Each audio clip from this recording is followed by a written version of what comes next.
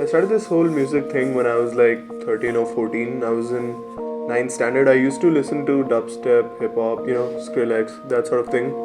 And I wanted to make that. Someone told me about this, software called FL Studio, and I started watching tutorials. I started making stuff, but then it was never really dubstep. I made like 20, 25 tracks. They were never really good. So I left it.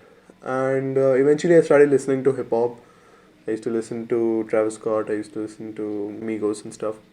Once I started listening to hip hop, I was like, whatever happens, I want to make this and I want to make this good. That was it for me.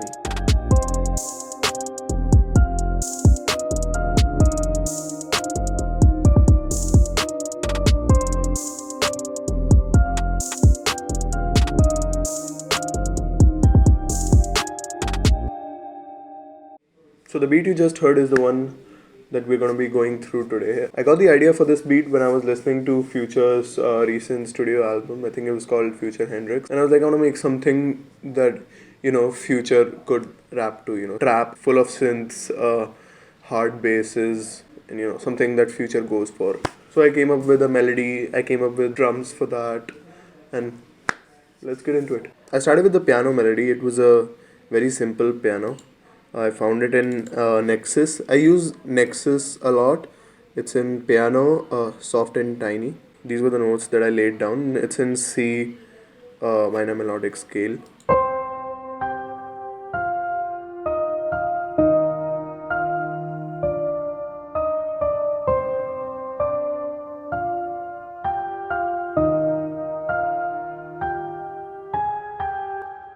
So the piano itself was good, and I added a little bit of reverb on it to, give it a more fuller sound.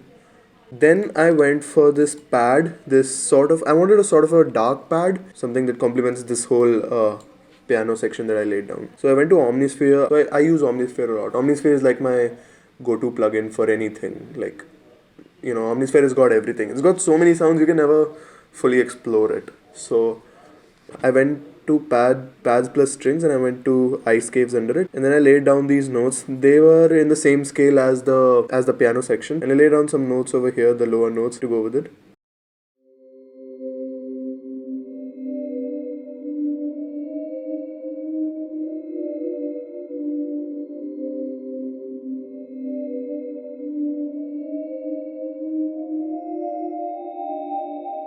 So as you can see, it's a very ambient sort of pad, which gives the whole dark vibe of the beat.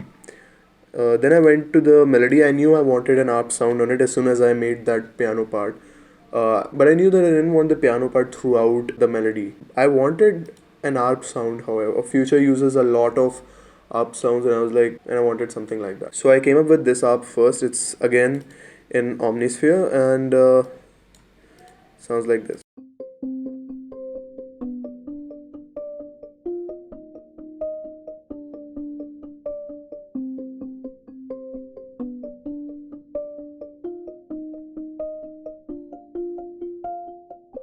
I also put a gross beat on this arp right here.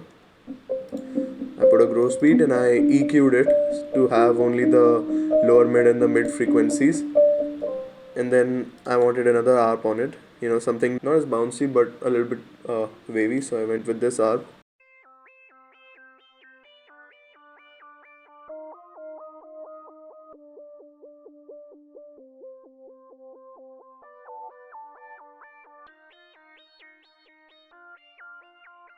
So as you can see, it's like the same notes but in two octaves, which just sounds good on the arp. And I did that for both the arps. So together they sound like this.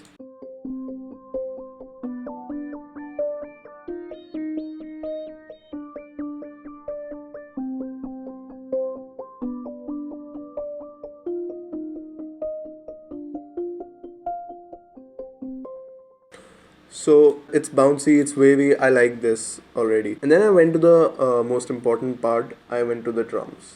According to me, drums are the most important part of any beat. Your drums have to be on point. I spend a lot of time, making my drums perfect, because you don't always get the right sound in the drum kits. Do anything to get whatever is in your head over here. So I started with a kick.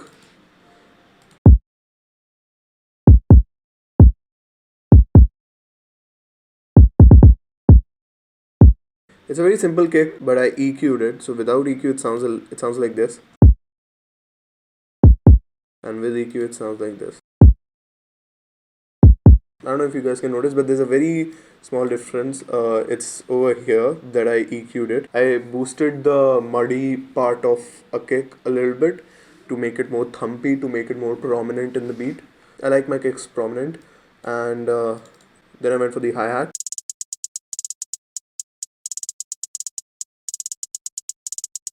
Pretty simple hi hats. I just got them from some drum kit, and then I went for the snare and the clap.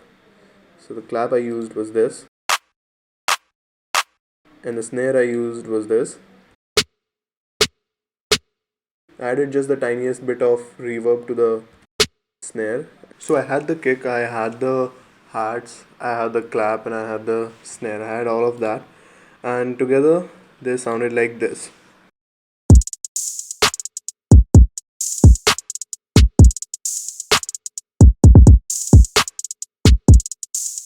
Now this wasn't enough. I needed a little more bounce to it, so I added a perk snare. It sounds like this. Perk snare. And then I just added a little snare roll. Together the whole drum pattern sounds like this.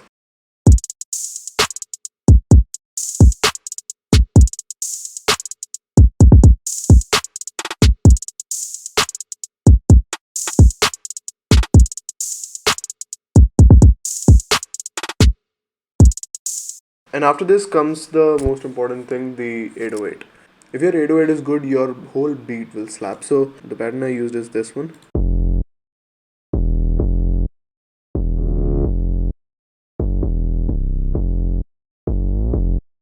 What I did over here is I took a note and then I chopped it, and then I arranged all the chopped parts according to the increasing levels of volume. So it sounds like this.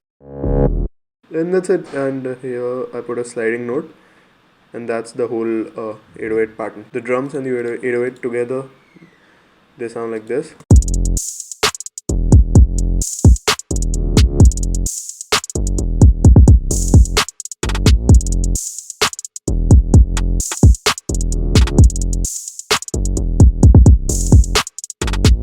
And after this, once I was done with this, I wanted some sort of a synthesizer, because this was still sort of bland to me. So I actually used a combination of a synth bass and a pad. The synth bass sounds like this.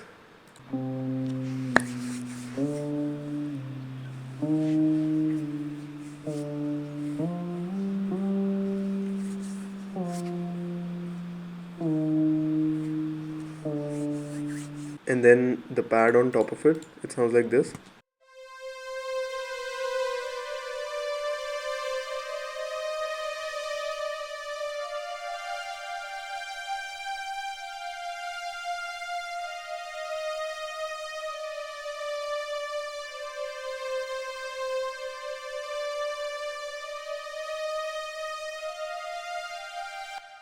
So this part right here, it adds a lot of bounce to the sound. Like you feel like some shit's about to go down. I also sidechained the 808 to the kick, so that the 808 ducks whenever the kick comes, so that the kick is more prominent. And like a lot of times when I was staying up all night and all, shout out to Red Bull. I used to drink a lot of Red Bull. I used to drink a lot of energy drinks, and that just boosted me up. And the result is beats like this.